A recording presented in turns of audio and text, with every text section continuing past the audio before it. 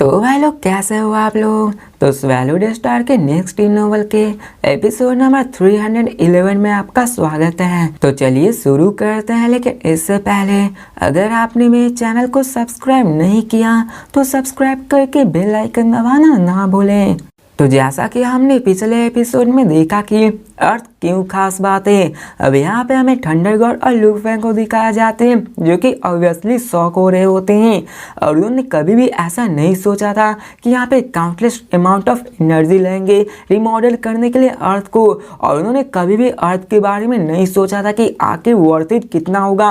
अब यहाँ पे हमें थंडर गॉड को दिखाया जाता है जो कहते हैं कि अर्थ की वर्थ देखा जाए तो लिमिटलेस है, क्योंकि यहाँ पे अगर अर्थ को रिमॉडल करने की बात की जाए तो उसमें काउंटलेस अमाउंट ऑफ एनर्जी लगती है जो कि बहुत ज़्यादा होती है। अब लू फैंग कहता है कि जो एनर्जी उसमें लगी है वो एटलीस्ट यूनिवर्स कंट्री से भी बहुत ज़्यादा होती है, और आप इसी बात से लगा सकते हो कि यूनिवर्स कंट्री कितना बड़ा होता है। यहाँ पे एक मेंबर होने के नाते लू फैंग जानता था कि अर्थ को रिमॉडल करना ये टू ट्वेलर के जैसा देखा जाता है। यहाँ पे हॉन्ग भी कहते हैं कि अर्थ सेंटर माना जाता है उस रिमॉडलिंग में, और यहाँ पे 1000 लाइट ईयर्स में यहाँ पे जितने भी काउंटलेस प्लैनेट है वो भी रिमॉडल किए हैं थोड़े बहुत। और यहाँ पे देखा जाए तो अर्थ को कोर की तरफ रखा गया है और अर्थ का अपने स्पेसिफिक लोकेशन जो कि सोलर सिस्टम में रखा गया है। अगर अर्थ को वहाँ से मूव आउट किया गया तो अर्थ जैसे ही वहाँ से हटेगा उसकी जितनी भी स्पेशल एट्रीब्यूट्स होती हैं वो सभी खत्म हो जाएगी। इसलिए तो अर्थ रिमॉडल करना इतना ज़्यादा स्पेशल है। अगर देखा जाए अर्थ डैमेज भी हो जाए और उसका टुकड़ा भी बचा हुआ होगा, लेकिन टाइम जैसे जैसे फ्लो होगा अर्थ फिर से अपने आप को रिबॉर्न कर लेगा। और हम हंसते हुए ये सब बातें बताते हैं और वो कहते founder of huge x dojo ने इसको बहुत पहले ही पता कर लिया था, और यहाँ पे उन्हें पता था कि ग्रेट बिंग हुए जो कि अर्थ पे आए हुए थे और उन्होंने अर्थ को बार डिस्ट्रॉय कर दिया था, लेकिन टाइम के साथ वो खुद को रिफॉर्म करते गए। मतलब समझ लो कि अर्थ बार बार डिस्ट्रॉय हो गया था, लेकिन अपनी उसी स्पेशल एबिलिटी से अपने आप को फिर से रिफॉर्म करता गया। अब इसी कारण तो अर्थ पे इतने सारे ट्वेल्स मौजूद है। अब ये सुनकर लू फैंग और थंडर गॉड के दिल तो ढक ढकेला हो रहा होता है, और यहाँ पे उन्हें पता था कि एक मेंटल स्ट्रेंथ कितना ज़्यादा इंपॉर्टेंट होता है जो कि लड़ाई में बहुत ज़्यादा यूजफुल होती है। और एक स्ट्रॉन्ग बनने के लिए सबको अपनी विल पावर और रिसोर्सेज और टैलेंट की भी ज़रूरत होती है। वहीं पे विल पावर और मेंटल स्ट्रेंथ बहुत ज़्यादा तगड़ी होनी चाहिए। अब यहाँ पे ऐसी कई लंबी चौड़ी बातें होती है जिसको मैं स्किप करता हूँ, जिसके बाद वो फाइनली कहते हैं कि यहाँ पे जिसके पास स्ट्रॉन्गेस्ट मेंटल स्टेट होता है वो इल्यूजन के अगेंस्ट डिफेंड कर सकता है। और पूरे के पूरे ह्यूमैनिटी में ऐसे कई सारे स्ट्रॉन्ग ब्लड लाइन से जो कि अर्थ पे आए हुए थे, और जैसे उनके बच्चे यहाँ पे बॉर्न होते हैं उनको बस यहाँ पे खुद को ट्रेन करना है और उनके मेंटल स्टेट को अच्छे से टीच करना है। उनकी मेंटल स्टेट आसानी से ग्रो कर सकती है, और जैसा ये होगा उनकी ब्लड लाइन टैलेंट यहाँ पे उनके लार्ज अमाउंट ऑफ रिसोर्सेज और एब्सोल्यूट वॉरियर्स वो सभी बहुत जल्दी से बढ़ने लगेंगे। हॉन्ग आगे कहता कि मेंटल स्टेट बट ये असिस्टेंट है जो कि एब्सोल्यूट वॉरियर बनने में मदद करता है। मेरी अपीयरेंस ने पहली अपर एचलेंस ऑफ ह्यूज एक्स डोजो को शॉक कर दिया है, लेकिन उन्हें सबसे बड़ा सरप्राइज तो हर्ट के अपीयरेंस से हुआ है, और जिसके मर्तबे जब कोई बंदा या फिर मैं यहाँ पे वर्ल्ड गॉड मास्टर पे पहुँचूंगा तो उस वक्त मेरी पावर बहुत ज़्यादा हो जाएंगी। और इसी कारण उन्होंने इसके अर्थ की इंपॉर्टेंस के बारे में समझ लिया कि अर्थ कितना ज़्यादा इंपॉर्टेंट रखता है। अब लू फैंग भी साई करता है, उसे सब चीज़ पता चल जाता है कि अर्थ की बैकग्राउंड इतनी ज़्यादा पावरफुल है कि ग्रेट बिंग भी इसमें इन्वॉल्व होना चाहते हैं, क्योंकि वो भी तो चाहते हैं कि अपने मेंटल स्टेट को स्ट्रॉन्ग करें। अब वो लोग तो नहीं कर सकते, लेकिन वहाँ पर अर्थ पे आके अपने नेक्स्ट जनरेशन को आउट करके अपने नेक्स्ट जनरेशन की मेंटल स्टेट को और भी ज़्यादा ग्रो कर सकते हैं। और बस उन्हें सिर्फ ट्रेनिंग चाहिए और उनकी मेंटल स्टेट बूम बहुत ज़्यादा पावरफुल हो जाएगी। इसलिए तो यहाँ पे बहुत ज़्यादा लोग अर्थ को लेने आए थे, क्योंकि जिनके पास होगा उनकी मेंटल स्टेट और पावर बहुत ज़्यादा बढ़ जाएगी। अब लू फैंग सोचता कि मैं अभी अर्थ का लीडर हूँ और इतने ज़्यादा 12 के मुताबिक मैं आने वाले समय में बहुत ही मुश्किलों का सामना करने वाला हूँ, लेकिन कौन केयर करता है। मैं यहाँ पे ह्यूज एक्स डोजो और वर्चुअल यूनिवर्स कंपनी में ही रखता हूँ, वो दोनों आपस में डील करेंगे कि आखिर इनका क्या करना चाहिए। और वैसे भी अगर मैं इनमें फंसूंगा तो मैं अकेला कुछ नहीं कर पाऊंगा, क्योंकि मुझ जैसा एक छोटा सा बेब यहाँ पे कुछ नहीं कर सकता है। और फिर मैं सीन चेंज कर वर्चुअल यूनिवर्स कंपनी और ह्यूज एक्स डोजो को दिखाया जाता है, जहाँ के अपर एचुअल एक से एक हट के वहाँ से जाने लगते हैं। और यहाँ पे लू फेंग हॉन्ग और थंडर गॉड के साथ लगभग 3 घंटों तक बातें करता है, जिसके बाद लू फेंग वर्चुअल में सीजियांग mountain primary region Lu Feng अपने 2 गेस्ट को वेलकम करता है। और वहाँ पे क्लियर वॉइस आती जो कहती है लू फेंग, जिसके बाद लू फेंग वहाँ पे अपने यार्ड में आता है। अब लू फेंग जैसे ही देखता वहाँ पे 9 ब्लेड नाइट आए हुए होते हैं और 2 बंदे आकर वहाँ पे बात कर रहे होते हैं। उनके बगल में एक और ग्रीन आर्मर बंदा होता है, जिसके भी ऊपर पर्पल स्केल मैन होता है। यहाँ पे हमें दिखाया जाता है कि उनके बगल में एक और लेडी होती है जो कि एंशिएंट रेड आर्मर में होती है, और उनके जैसा भी वो जेड आर्मर ग्रीन की जैसी लग रही थी। वो यहाँ पे लू फेंग की विला में आ जाते हैं और लू फेंग सोचता है कि जो लेडी 9 ब्लेड नाइट के बगल में है वो भी एक नाइट ही है। अब यहाँ पे लू फेंग उन सबके सामने झुकता और कहता है ग्रीटिंग नाइट्स। अब यहाँ पे लेडी भी स्माइल करती है और वो 9 ब्लेड नाइट और जेड लेडी की तरफ देखती है। यहाँ पे वो कहता है ये जरूर लू फेंग होगा, इसका लक तो बहुत ही अच्छा है कि इसको ऐसा टेरिटरी अपने अंदर मिला है। तो 9 ब्लेड नाइट भी हंसते हुए कहते हैं और लू फेंग की तरफ देखते हैं और कहता है लू फेंग चलो तुम्हारे लिविंग रूम में जाके बात करते हैं। तो लू फेंग और बाकी के दोनों नाइट लू फेंग के लिविंग रूम में आ जाते हैं और दरवाजे बंद हो जाते हैं। अब यहाँ पे लिविंग रूम वहाँ पे गोल्ड स्ट्राइन से ज्यादा दूर नहीं था, लेकिन वो स्पेस से जरूर था। अब वहाँ पे सब लोग बैठ जाते हैं और यहाँ पे हमें दिखाया जा रहा है लेडी को जो कहते हैं कि इतना नर्वस ना तो मैं तुम्हें कंफर्टेबल फील करा सकती हूँ। और वो कहता है कि वर्चुअल यूनिवर्स कंपनी की तरफ से मैं रिप्रेजेंट करने आई हूँ और मैं यहाँ पे अर्थ के मामले में डिस्कस करने आई हूँ। तो लू फेंग सोचता है कि ये यहाँ पे आ गए हैं। अब यहाँ पे उसकी हिम्मत नहीं थी कुछ ज़्यादा बोलने की, क्योंकि उसे बहुत ही ज़्यादा क्लियर था कि वो वर्चुअल यूनिवर्स कंपनी के सामने कुछ नहीं है, एक मीट के बराबर। और वर्चुअल यूनिवर्स कंपनी एक नाइफ है जो कि उसको कभी भी काट सकती है। अब वो लेडी लू फेंग से कहती है कि गानू यूनिवर्स कंट्री यहाँ पे वर्चुअल यूनिवर्स कंट्री के अंदर आता है और यही कंपनी के अंदर बिलोंग करता है और यहाँ पे तुम्हें कंपनी के ऑर्डर्स को मानना होगा। अगर हम चाहे तो तुम्हारे अर्थ को आसानी से ले सकते हैं। तो लू फेंग यहाँ पे ध्यान से सुन रहा होता है, लेकिन वो लेडी कहती है कि कंपनी ने डिसाइड किया है कि वो रूल के ही मुताबिक जाएगी। जिसके बाद वो अपने हाथ को फ्लिप करती है, एक फाइल अपीयर करती है और वहाँ पे डील्स होते हैं जो कि लू फेंग के लिए होते हैं, वो अर्थ के लिए होते हैं, ताकि उनमें वो किसी को चूज कर सके। अब लेडी कहती है कि यहाँ पे 2 ट्रांजेक्शन है, ये तुम पे निर्भर करता है कि तुम किसको चूज करते हो। तो लू फेंग कहता है ठीक है। जिसके बाद हमें दिखाया जाता है कि वर्चुअल कंपनी यहाँ पे ट्रांजेक्शन के लिए आई हुई थी और लू फेंग को 2 चॉइसेस देने वाली थी जो कि उसके अंडरलिंग मैसेज था। अब यहाँ पे लू फेंग के पास 2 ही चॉइसेस थी, उसके ज्यादा और कुछ नहीं कर सकता है और ये एक ट्रायडेनी के जैसा होता है। अब देखा जाए तो लू फेंग के लिए ऑलरेडी ये काइंडनेस से हो चुका था, नहीं तो चाहते तो आराम से लू फेंग से अर्थ को ले सकते हैं। अब लेडी कहती है यहाँ पे 2 फाइल्स है, जिसमें कि पहला है जिसमें ज्यादा बेनिफिट्स है, लेकिन तुम्हें पे निर्भर करता है कि तुम किसको चूज करते हो। लू फेंग उन फाइल्स की तरफ देखता है जिनके कंटेंट्स इतने कॉम्प्लेक्स नहीं थे, उसमें 2 डील्स के बारे में एक्सप्लेन किया गया था। अब पहला में ये था कि लू फेंग को अपने अर्थ को वर्चुअल कंपनी को सेल करना होगा और सब चीज यहाँ पे जितना भी अर्थ होगा वो कंपनी के द्वारा हैंडल किया जाएगा। और वो कहते हैं कि हम लोग यहाँ लू फेंग को प्रॉमिस करते हैं कि यहाँ पे उन्होंने नाइट को जो आइलैंड दिया है वो आइलैंड नाइट को दे दिया जाएगा और बाकी जितना भी होगा वो कंपनी के द्वारा हैंडल किया जाएगा। और अर्थ को बेचने पे लू फेंग को यहाँ पे 200 बिलियन मिक्स्ड एलिमेंट्स मिलने वाले थे, जो कि बहुत ज्यादा होने वाले थे। अभी के मर्तबा देखा जाए तो यहाँ पे देखा जाए ये बहुत ज्यादा नंबर है, लेकिन अगर नाइट का कंपेयर किया जाए तो उनके सामने 200 बिलियन कुछ नहीं था। लेकिन अर्थ का कंपेयर किया जाए तो यहाँ पे अर्थ का वर्थ 200 बिलियन से बहुत ज्यादा होता है, उसके सामने तो 200 बिलियन कुछ भी नहीं है। लेकिन लू फेंग को वर्चुअल कंपनी इतना देने की सोच रही थी, ये इतना भी बुरा नहीं है, क्योंकि यहाँ पे लू फेंग की सेफ्टी के बारे में कंसीडर किया जा रहा था। और यहाँ पे फाइल स्टार्ट हो जाता है कि यहाँ पे लू फेंग को 200 बिलियन मिलने वाला है वो एक ही साथ नहीं मिलने वाला है, क्योंकि यहाँ पे लू फेंग पे कोई अटैक करके उसके वेल्थ को स्टील कर सकता है, जिसके मर्तबा लू फेंग को डोमेन लॉर्ड लेवल पे 20 मिलियन मिक्स्ड एलिमेंट्स मिलने वाले थे, सेक्टर लॉर्ड लेवल पे 200 मिलियन मिक्स्ड एलिमेंट्स, और जब लू फेंग अनडाइंग लेवल पे पहुंच जाएगा तो बाकी जितने भी बिलियन मिक्स्ड एलिमेंट्स होते हैं जो कि 199.78 बिलियन मिक्स्ड एलिमेंट्स होते हैं वो लू फेंग को अनडाइंग बनने पे मिल जाएंगे। और पहला दिल कंक्लूजन करता है और यहाँ पे लू फेंग सारी चीजों को समझ लेता है। अब देखा जाए तो 200 मिलियन मिक्स्ड एलिमेंट्स एक प्राइमो रीजन सेक्टर लॉर्ड मेंबर के लिए कुछ नहीं है, लेकिन ये फिर भी ओके होता है यहाँ पे लू फेंग। और यहाँ पर फिर वो आगे कहती है कि जितना रिसोर्सेस मुझे यूज होंगे एक हंटिस मैंटिस को बनाने के लिए, उतने में मैं आराम से उसी लेवल का 5 शैडो स्पीयर बक्स और 2 टाइगर आर्मर बक्स बना सकती हूँ।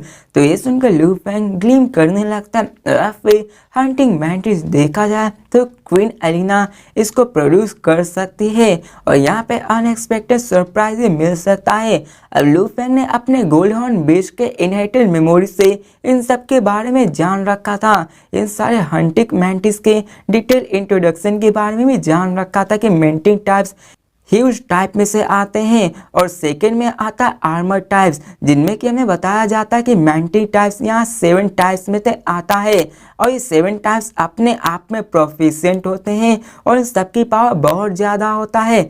और अब फिर क्वीन आगे क्या आती, मास्टर ये रहे सेक्टर और पाइनिकल हंटिंग मैंटिस। मेरे पास अभी 11 सेक्टर और पाइनिकल बग सोल्जर से, जिनमें कि 8 हंटिंग मैंटिस है। और यहाँ पे हमें दिखाया जाता है कि 24 मीटर लंबा एक बग स्किनियर आता है जो कि आर्मर बग होता है और ये हंटिंग मंट्स होता है और इसमें से डेमोनिक एनर्जी भी निकल रही होती है और देखने में बहुत ज़्यादा पावरफुल लग रहा है।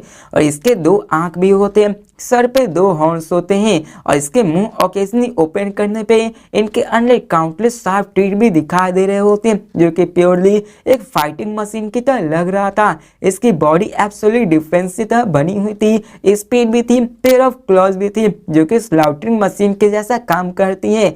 इसकी स्केल्स और भी ज़्यादा डेंस हो जाती है और ये किसी भी टाइगर आर्मर बग्स के डिफेंस से कमजोर नहीं है। और फिर एलिना लू फेंग की तरफ देखते हुए कहती है, मास्टर ये tiger armour bugs, shadow spear bugs, हंटिस मैंटिस बग्स, ये तीनों में मैं प्रोफिशिएंट हूँ इन तीनों को प्रोड्यूस करने में। ऑफ कोर्स मैं यहाँ पे लो लेवल बग्स को भी क्रिएट कर सकता, जैसे कि ग्रीन मैंटिस। मैं इनको बड़ी आसानी से बहुत ही लंबी तादाद में पैदा कर सकती हूँ। इनके लिए कोई भी स्टडी करने की कोई ज़रूरत नहीं है और इसको प्रोड्यूस करना मुश्किल भी नहीं है। यहाँ पे कोई भी बग क्लैन क्वीन इसको आराम से क्रिएट कर सकती है। तो ये सुनकर लू फेंग इस्तेमाल करता है और कहता है, बहुत अच्छे, यहाँ पे 3 बग सोल्जर से जो कि तीनों टॉप क्लास के हैं और हंटिंग मैंटिस तो ऑलरेडी टॉप क्लास में से आता है। लू फेंग उससे पूछता है कि आखिर तुम इन सोल्जर को कब से प्रोड्यूस करना शुरू कर सकती हो। तो इस्तेमाल करते हुए कहती है, किसी भी वक्त। अब देखा जाए तो टाइगर आर्मर बग और यहाँ पे हंटिंग मैंटिस सोल्जर ये दोनों स्पेक्टफुल में आते हैं और इन दोनों को प्रोड्यूस करने के लिए अलग अलग रास्ते होते हैं और वो कहती है कि मैं आपको बताती हूँ,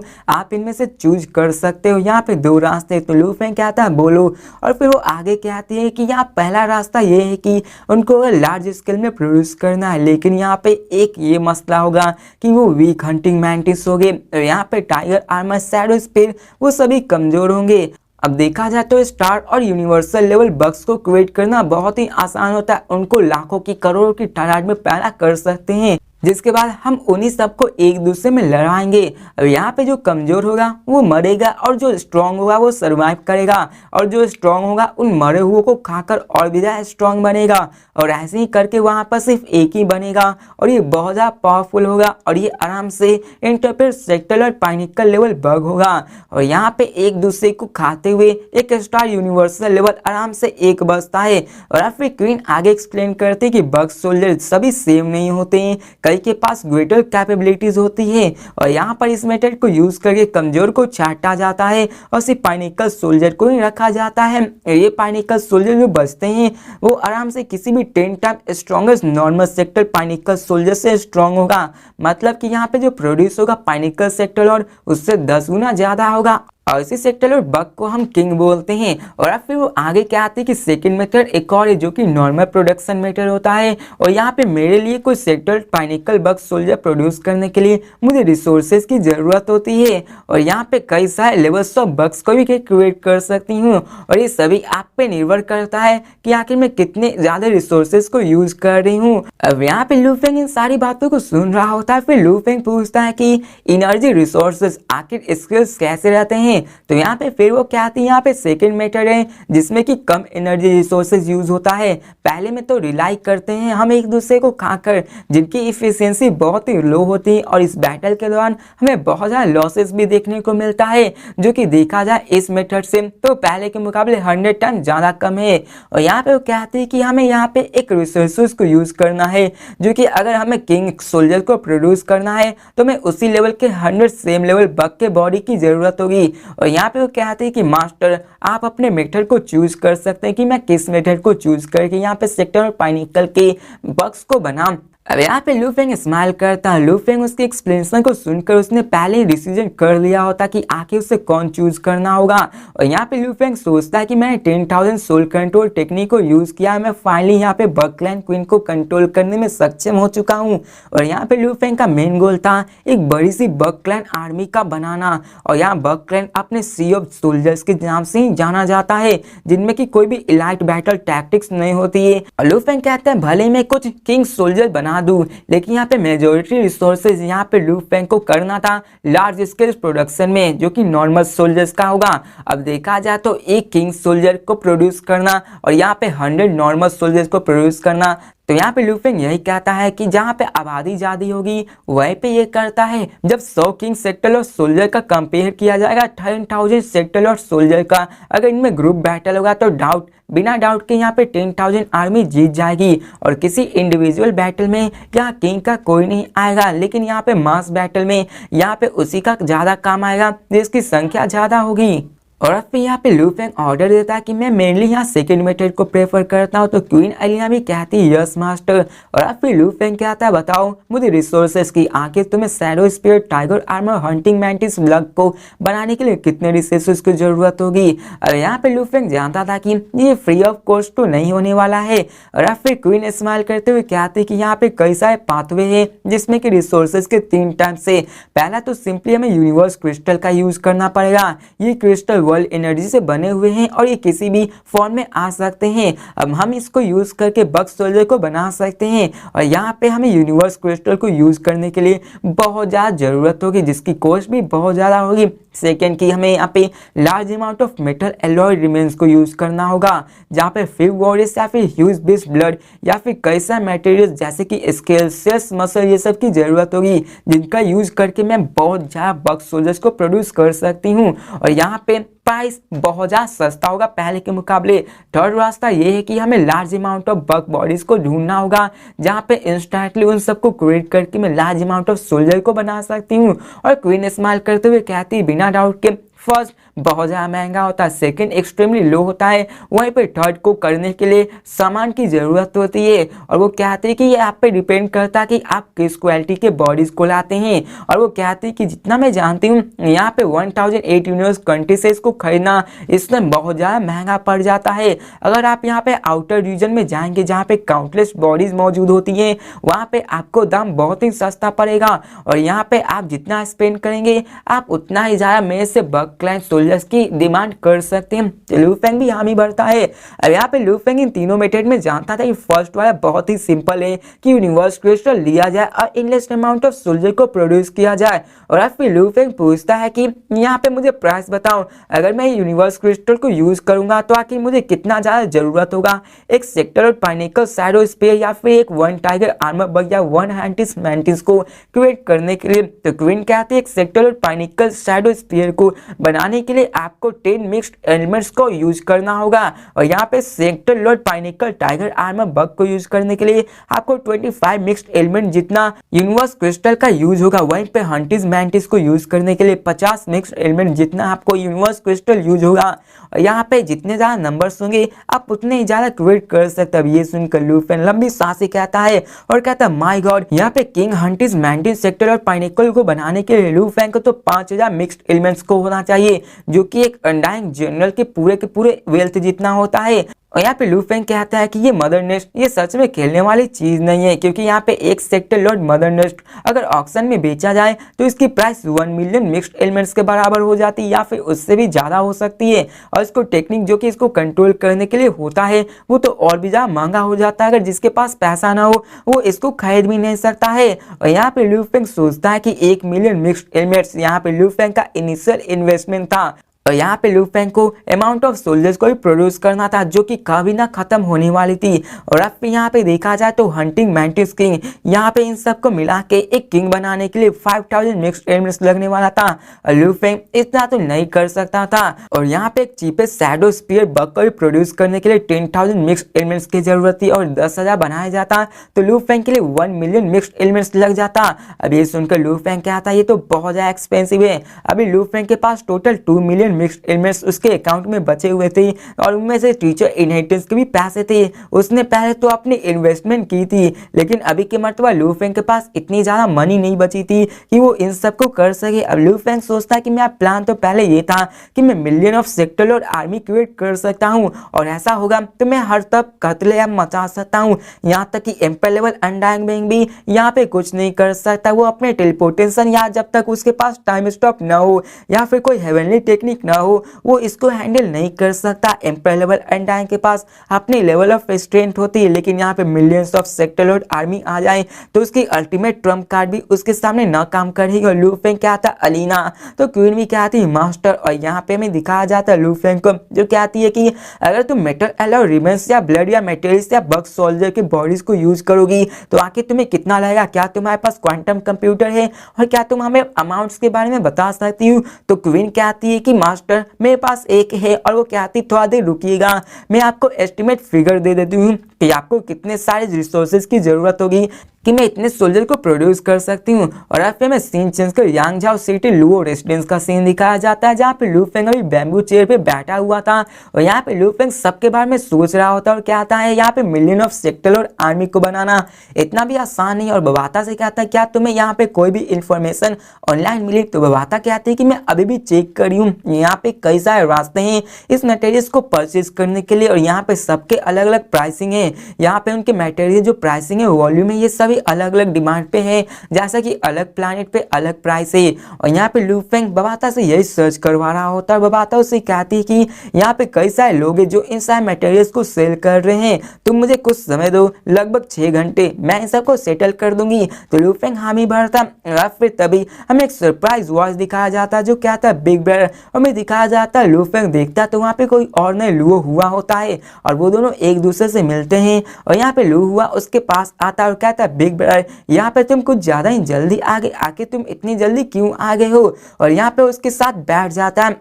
अब यहाँ पे लू फेंग स्माइल करता। अब देखा जाए तो लू फेंग बग क्लैन क्वीन को कंट्रोल करने गया था, ना कि उसको ट्रेन करने के लिए, इसलिए बहुत जल्दी हो गया था। लू फेंग स्माइल करते हुए कहता है राइट ब्रदर। अब यहाँ पे लू हुआ कहता है ब्रदर यहाँ पे मैं इन्वेस्टमेंट के बाद में तुम्हें कुछ रिपोर्ट देना चाहता हूँ। तो ये सुन को लू फेंग की आंखें चमक उठती है और मैं बताया जाता है कि लू फेंग के साथ पैसा हो चुका था। तो यहाँ पे लू फेंग ने अपने ब्रदर को पैसा देना स्टार्ट कर दिया होता है और जब उसके पास टीचर की भी अकाउंट आई हुई होती है तो उसने भी उसमें से पैसा दिया होता है। और जब लू फेंग यहाँ पे 200 सालों बाद आया था तो लू फेंग ने अपने इनहेरिटेंस को भी एक्वायर किया था, जिसके बाद उसने अपने ब्रदर को 5 लाख मिक्स एलिमेंट्स दिया हुआ था और ये 5 लाख मिक्स एलिमेंट्स लू फेंग अफोर्ड नहीं कर सकता था, इसलिए लू फेंग ने उसको दे दिया था। और अब यहाँ पे लू हुआ अपने सारे इन्वेस्टमेंट के बारे में बताता है जो कि हम अगले एपिसोड में देखेंगे। तो मिलते हैं नेक्स्ट वीडियो में और देखते हैं कि आगे क्या होने वाला, क्या लू हुआ लू फेंग के लिए सरप्राइज लाता है कि नहीं, या फिर लू फेंग फिर से नंगा पुंगा होने वाला है। तो मिलते हैं नेक्स्ट वीडियो में, तब तक के लिए बाय।